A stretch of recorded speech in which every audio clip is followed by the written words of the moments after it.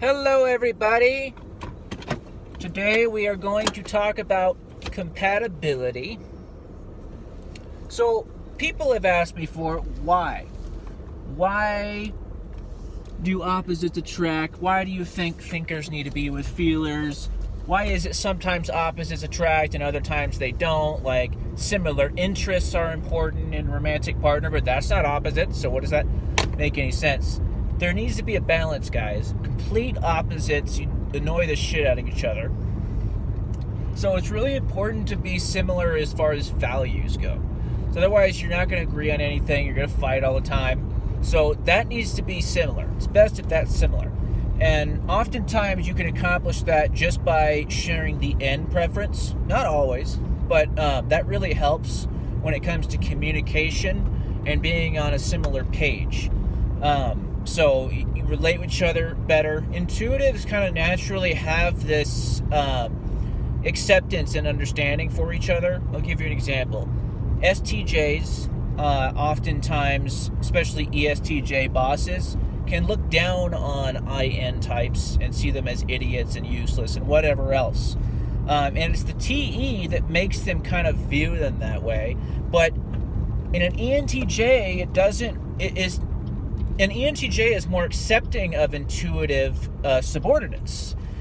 Even if they're kind of annoyed by them in some ways, like not being as productive or being kind of head in their clouds, they're way less likely to fire them, and they just have a general acceptance for them because they understand them. They're intuitive types. They understand feeling like an outcast and being different, and they have similar ways of thinking, even though the lack of TE irritates them.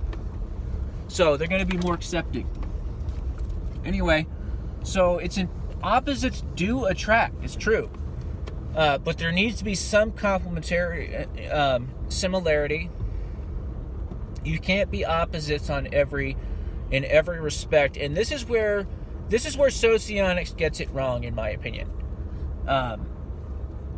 Complete opposites are not an ideal match. Now, complete opposites may attract each other. There may be an incredibly strong attraction, but attraction is not the number one predictor of a successful, healthy relationship. In fact, oftentimes relationship experts will recommend people, if you're really attracted to someone, to actually step back and maybe not go for that person right away, because oftentimes the person you're highly attracted to is not the best person to be within a relationship.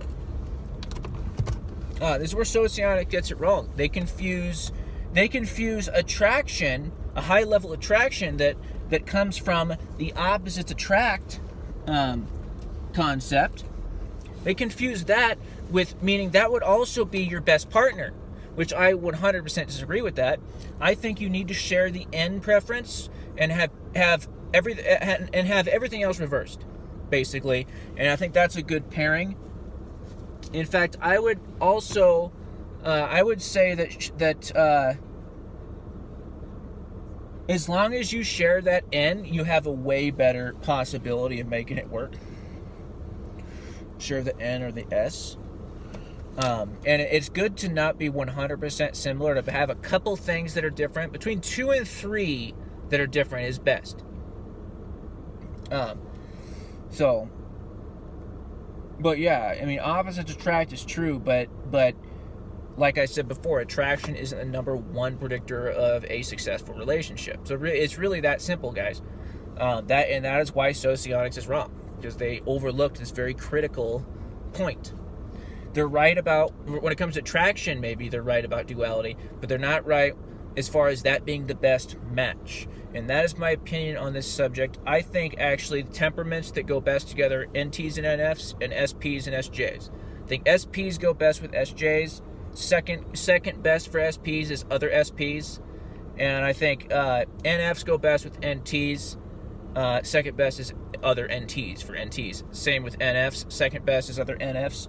NFs with other NFs can actually have a problem where they're like almost too in sync with each other, and it'll start to get on each other's nerves and almost start to feel more like a friendship. So they can't have that problem. So the reason why the most powerful combination is NTs with NFs is because they drive each other nuts. It really is why the sparks fly with NTs and NFs, because they irritate each other. But they also fascinate each other at the same time. It's like they fascinate each other just as much as they irritate each other. But they have just enough to be able to communicate, to be on the same page. They have that in common just enough to where it doesn't make the relationship fall apart. They can keep on going forever. So, like I said, they fascinate each other and irritate each other at the same time. It's the same thing with men and women. Opposites attract. It's just the way it is.